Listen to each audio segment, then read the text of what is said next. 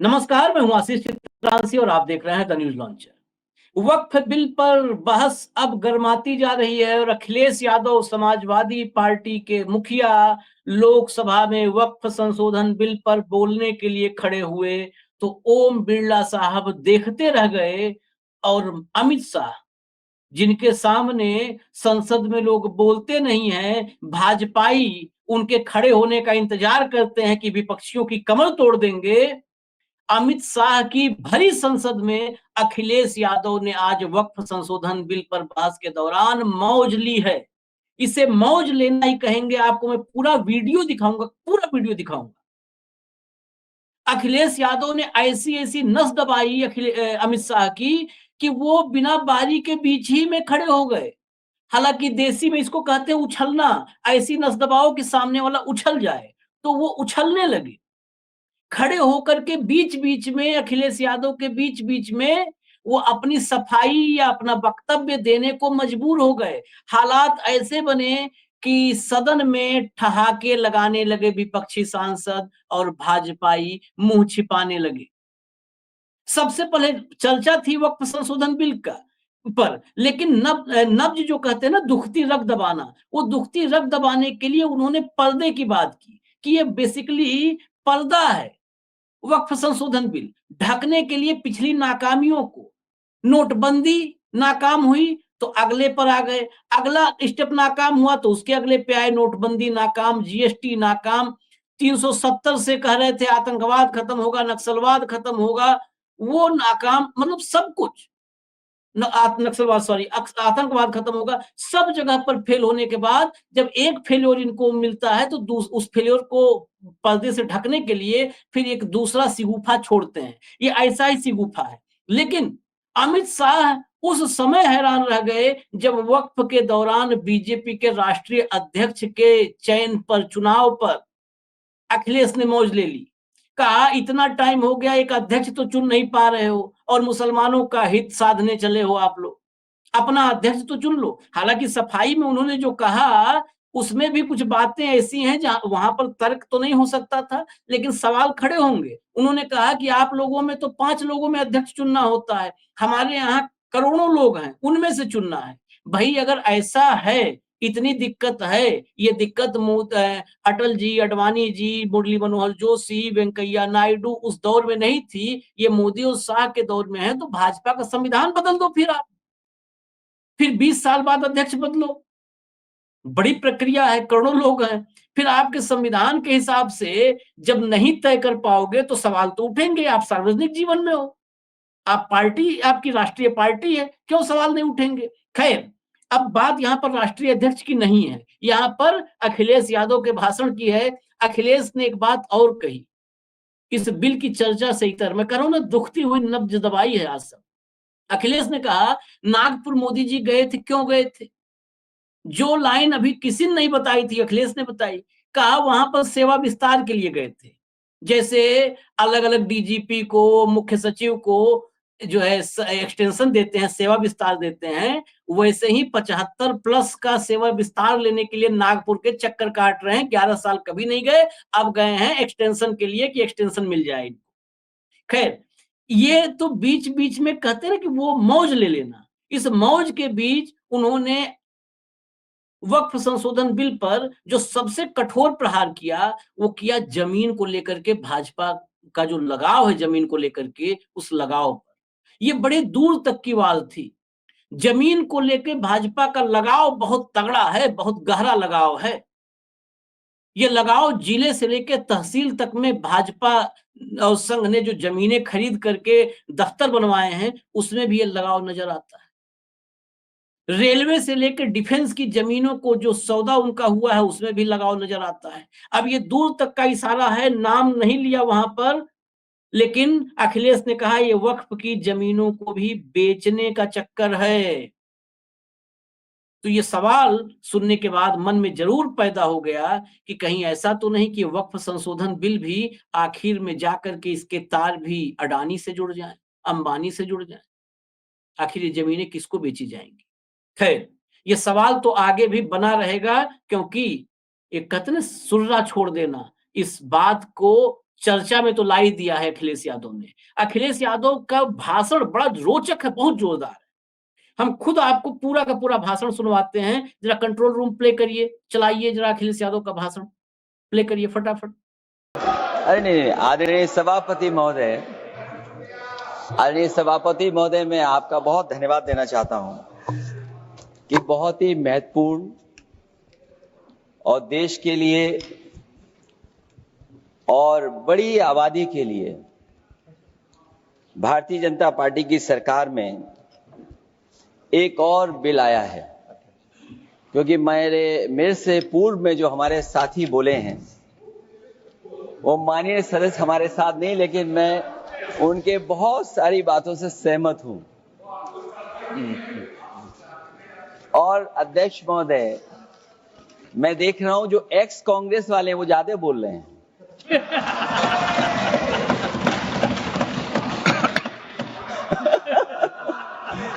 आदरणीय अध्यक्ष महोदय,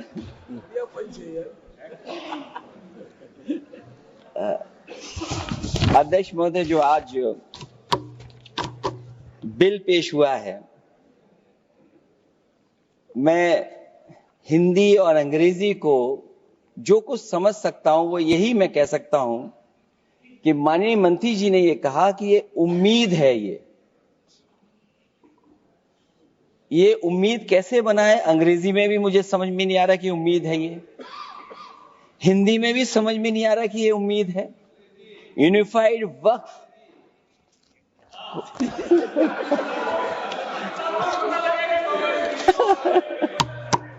अध्यक्ष महोदय, यूनिफाइड वक्फ मैनेजमेंट अध्यक्ष महोदय, मैं समझ सकता हूं कि मैं वो बात छेड़ना नहीं चाहता था, लेकिन क्या करूं, मजबूरी है अब। अध्यक्ष महोदय, अभी माननीय सदस्य लोग ये कह रहे हैं कि हमारे सदस्य नहीं है यहां पर जो हमारे साथी हैं, लेकिन अध्यक्ष महोदय मैं ये कहना चाहता हूं, ये जो बिल लाया जा रहा है, भारतीय जनता पार्टी में एक मुकाबला चल रहा है। भारतीय जनता पार्टी के अंदर मुकाबला चल रहा है कि खराब हिंदू कौन बड़ा है। और ये बात अध्यक्ष महोदय मैं ऐसे ही नहीं कह रहा हूं। जो पार्टी ये कहती हो कि दुनिया की सबसे बड़ी पार्टी है, अध्यक्ष महोदय वो अपना राष्ट्रीय अध्यक्ष नहीं चुन पाए अभी तक। अध्यक्ष महोदय, भारतीय जनता पार्टी क्या है?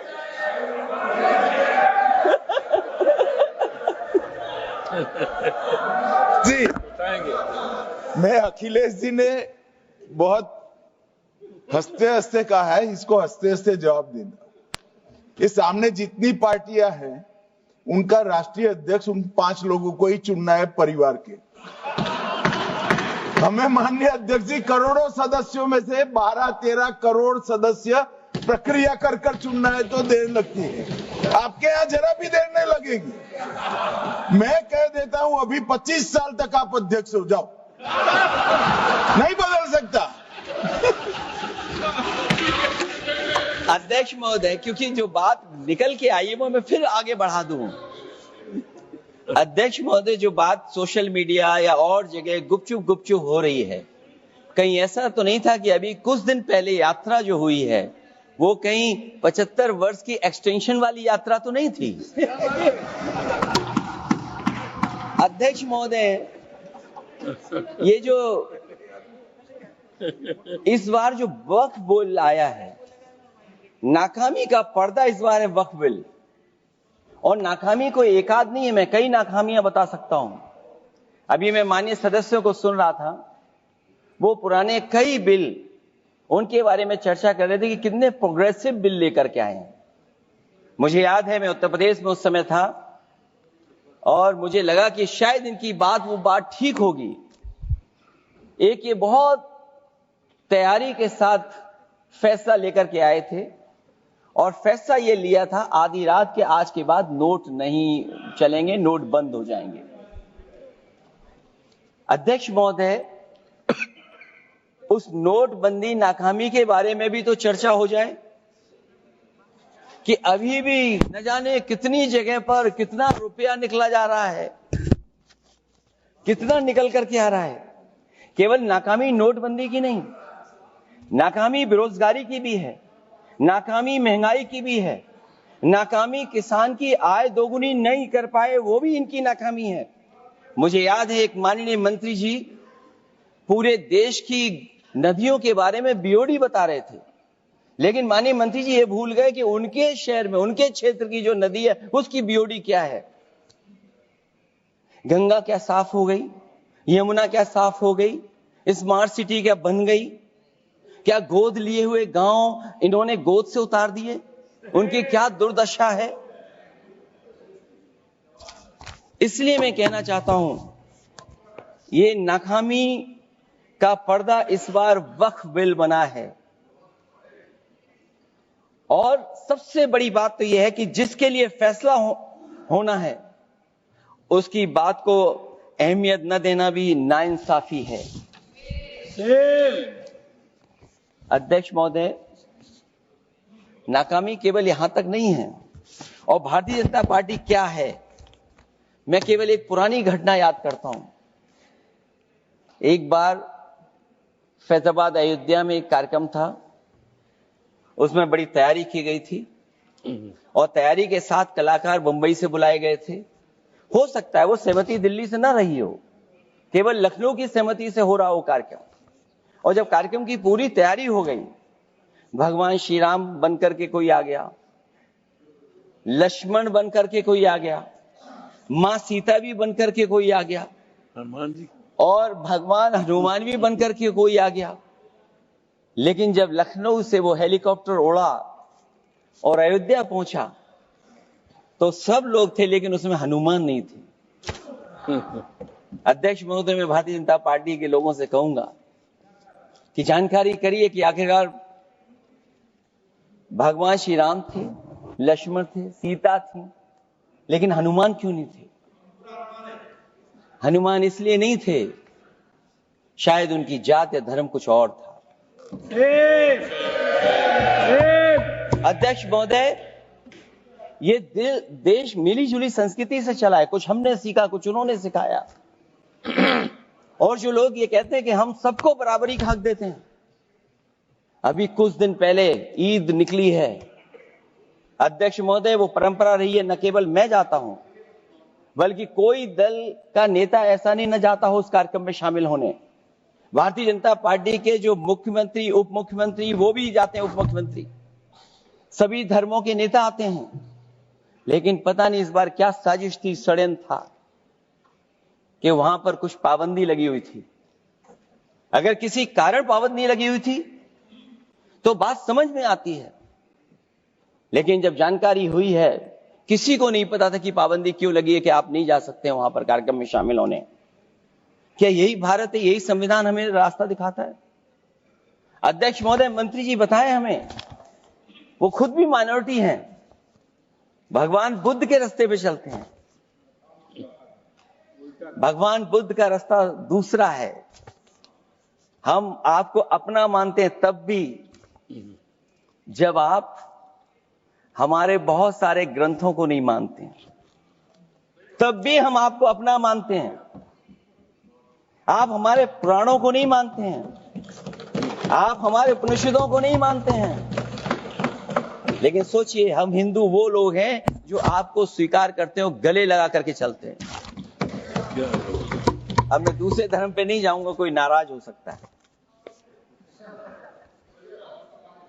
मैं दूसरे धर्म के बारे में नहीं जा सकता, मैं केवल यही बताता हूं। और मैं उत्तर प्रदेश में, अध्यक्ष जी, जहां से आता हूं, मैं अपमान नहीं कर रहा हूं, मैं सच बोल रहा हूं। और ये बिहार के चुनाव में जो आप कह रहे हैं कि महिलाओं को 2 मेंबर बना दिया, इस बार मैं भी देखूंगा आगे भारतीय जनता पार्टी कितनी महिला लोगों को टिकट देंगे वहां पर।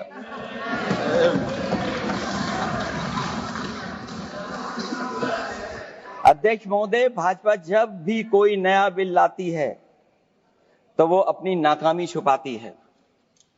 भाजपा वाले मुसलमान भाइयों की वक्फ की जमीन चिन्हित करने की बात कर रहे हैं, जिससे महाकुंभ में जो हिंदू मारे गए हैं या खो गए हैं उनको चिन्हित करने की बात पर पर्दा पड़ जाए। अध्यक्ष महोदय, मुझे खुशी इस बात की कि हमारा धर्म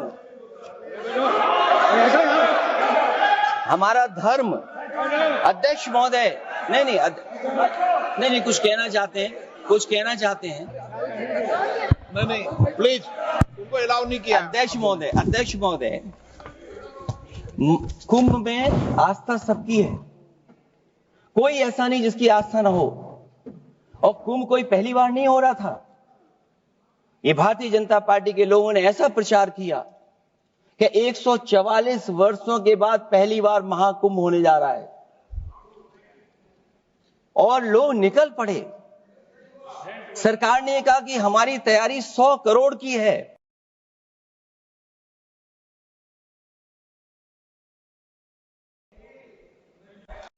आप कहते टेक्नोलॉजी का हम इस्तेमाल करेंगे, जमीनों को हम मैपिंग कर करके डेटा एंड रिकॉर्ड ठीक करेंगे।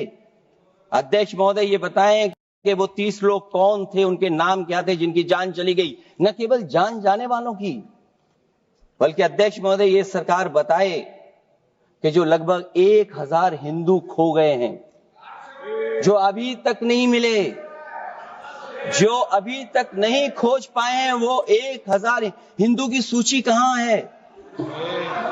और फिर धर्म कारोबार की बात है, जो ये लोग अध्यक्ष महोदय, मैं कार सेवक वाली बात इसलिए नहीं छेड़ना चाहता हूं। अध्यक्ष महोदय, ये शायद माननीय सदस्य जानते नहीं कुछ सच्चाई नहीं जानते। अध्यक्ष महोदय, ये संविधान की वजह से, संविधान को बचाने के लिए, हिंदू एकता को बचाने के लिए कुछ फैसले लिए गए, लेकिन एफआईआर हम लोगों पे नहीं लिखी गई थी। एफआईआर उन पे लिखी गई थी जो बेचारे तैयार हो गए थे सुबह, लेकिन पता नहीं कहां से फोन आया था, कहा था कि अब तैयार तो हो गए हो लेकिन आप शिलान्यास में नहीं आ सकते। बहुत सही। इसलिए बात को इधर से उधर नहीं में ले जाना चाहता। अखिलेश जी, जरा वक्त पे भी आ जाओ। अच्छा, वक्त पे आ रहा हूं। नहीं, वक्त पे अध्यक्ष इसलिए आ रहा हूं क्योंकि वक्त समझने के लिए भारतीय जनता पार्टी की सोच क्या है। और ये अध्यक्ष महोदय जब ये कह रहे हैं कि इससे कारोबार होगा, अध्यक्ष महोदय, धर्म की चीजों से कारोबार नहीं हो सकता। हमारे उत्तर प्रदेश के मुख्यमंत्री जी ने भी कहा कि कारोबार होगा। वो 30 की गिनती में उलझे हुए हैं, जैसे 30 मार खाए वो। कंफ्यूजन। उनसे पूछा कि जान कितनी गई, वो 30। उनसे पूछा कि कारोबार कितने का होगा, 30 गुणा 10,000 करोड़। सोचिए, कुंभ हमारा क्या कारोबार की जगह है? और फिर उसका कौन नापेगा, कैसे नालाएगा? और फिर हमारे माननीय मंत्री जी कह रहे हैं कि जमीन, चाहे वो रेलवे की हो, चाहे वो डिफेंस की हो, वो भारत की जमीन है। मैं भी स्वीकार करता हूं कि रेलवे की जमीन भी भारत की है, डिफेंस की भी जमीन भारत की है। क्या डिफेंस की जमीन नहीं बेची जा रही मंत्री जी? अध्यक्ष महोदय, क्या रेलवे की जमीनें नहीं बेची जा रही हैं? अध्यक्ष महोदय, केवल यहां तक नहीं, कितना हस्तक्षेप होता है। वक्फ भी भारत के, इसीलिए तो कहीं ना कहीं वक्फ की जमीन से, अध्यक्ष महोदय, माननीय मंत्री जी बताएं, और मुझे उम्मीद है कि जब जवाब देंगे तो बताएंगे कि वक्फ की जमीन से बड़ा मुद्दा वो जमीन है जिस पर चीन ने अपने गांव बसा लिए हैं, लेकिन कोई बाहरी खतरे पर सवाल बवाल न करे, इसलिए ये बिल लाया जा रहा है। और माननीय मंत्री जहां से आते हैं, जिस प्रदेश से आते हैं, कम से कम ये तो बताएंगे कि वहां कितने चीन ने गांव बसा लिए, घर बन गए। अध्यक्ष महोदय, आपके माध्यम से सरकार गारंटी दे कि वक्फ की जमीन कभी भी किसी भी पैतरेबाजी से किसी और मकसद के लिए किसी और को नहीं दी जाएगी। वक्फ की वर्तमान व्यवस्था में चाहे 5 साल के धर्म पालन की पाबंदी की बात हो, या कलेक्टर से सर्वेक्षण के हस्तक्षेप की बात हो, या वक्फ परिषद या बोर्ड में बाहरियों को शामिल करने की बात हो, इन सब का उद्देश्य मुस्लिम भाइयों के सार्वजनिक अधिकार को छीनकर उनके महत्व और नियंत्रण को कम करना है। ट्रिब्यूनल के निर्णय को अंतिम न मानकर उच्च न्यायालय में लेकर जाने की अनुमति देना दरअसल जमीनी विवाद को लंबी न्यायिक प्रक्रिया में फंसाकर वक्फ भूमि पर कब्जों को बनाए रखने का रास्ता खोलेगा। सबसे बड़ी बात यह कि वक्फ बिल के पीछे की न तो नीति सही है, न नियत। ये देश के करोड़ों लोगों से उनके घर दुकान छीनने की भी साजिश है। भाजपा एक अलोकतांत्रिक पार्टी है।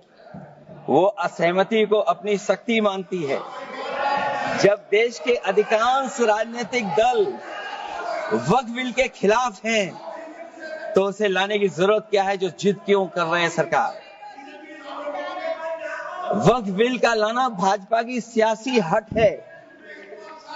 वक्फ बिल भाजपा की सांप्रदायिक राजनीति का नया रूप है। वो तो आपको काटेगा, और इसलिए काटेगा कि अध्यक्ष महोदय बाहर ये लिखते हैं सत्यमेव जयते, बाहर है लिखते सत्यमेव जयते, भाजपाई अंदर असत्य बात कहते। भाजपा वक्फ बिल लाकर अपने उन समर्थकों का तुष्टीकरण करना चाहती है जो भाजपा की आर्थिक नीति, महंगाई, बेरोजगारी, बेकारी और चौपट अर्थव्यवस्था से उसे छटक गए हैं। क्योंकि अध्यक्ष महोदय, जब से वोट में गिरावट आई है और खासकर उत्तर प्रदेश में भी, तब से भारतीय जनता पार्टी की कोशिश है कि अपना वोट कैसे संभाला जाए। ये वोट को संभालने के लिए बिल लाया गया है। भाजपा का लक्ष्य वक्फ की जमीनों पर है। इन जमीनों का नियंत्रण अपने हाथ में लेकर इन जमीनों को पिछले दरवाजे से अपने लोगों के हाथों में दे देना चाहती है। भाजपा चाहती है कि वक्फ बिल लाने से मुस्लिम समुदाय को लगे कि उन पर हक को मारा जा रहा है, वो उद्वेलित हों और भाजपा को ध्रुवीकरण की राजनीति करने का मौका मिल सके। क्योंकि अध्यक्ष महोदय, भाजपा का लक्ष्य यह है कि ध्रुवीकरण हो, क्योंकि वो जानते हैं कि ध्रुवीकरण जितना होगा उससे वो लाभ उठाने में आगे रहेंगे। तो ये वक्फ बिल जो लाया जा रहा है, वो अपनी वोट बैंक को संभालने के लिए और समाज को बांट करके ध्रुवीकरण करके राजनीतिक लाभ लेने के लिए लाया जा रहा है। और अगर इसके लिए नहीं लाया होता तो पहले से जो जितने फैसले लिए सरकार ने, क्या उससे देश और प्रदेश में कोई बड़ा बदलाव आ गया है? अगर स्मार्ट सिटी का बात करें तो कितनी स्मार्ट सिटी बन गई है आपकी? आपके नोटबंदी की वजह से न जाने कितना रुपया कहां निकल रहा है। और डर तो ये लगता है कहीं भाजपा वाले दूसरों के पैसा रख करके न पकड़वा दें। वक्फ बिल के आने से पूरी दुनिया में एक गलत संदेश भी जाएगा। इससे देश की सेकुलर इमेज को बहुत धक्का लगेगा। वक्फ बिल भाजपा की नफरत की राजनीति का एक और अध्याय है। मैं अंत में कहना चाहता हूं कि अभी तो आपने साथी संभाल लिए हैं, एक साथी तो मुझे दिखाई नहीं दे रहा है। और हमारे जिनका हमने सम्मान किया, हमें कहां ले गए आप? और हमें यहां छोड़ गए आप, हमें छोड़ गए। हमें देखिए सभापति महोदय देखिए राजनीति क्या है। हमने आपका हाथ पकड़ा और हम यहां आ गए, और आप हमारा हाथ छुड़ा करके वहां चले गए। इसलिए देखिएगा कब हमारा इनका हाथ मिल जाए।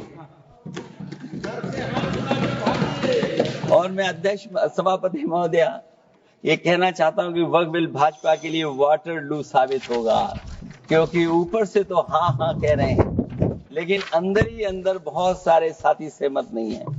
मैं अंत में इतना ही कहना चाहता हूं कि ये वक्फ बिल जो लेकर के आए हैं, कोई उम्मीद लेकर के नहीं आ रहा है।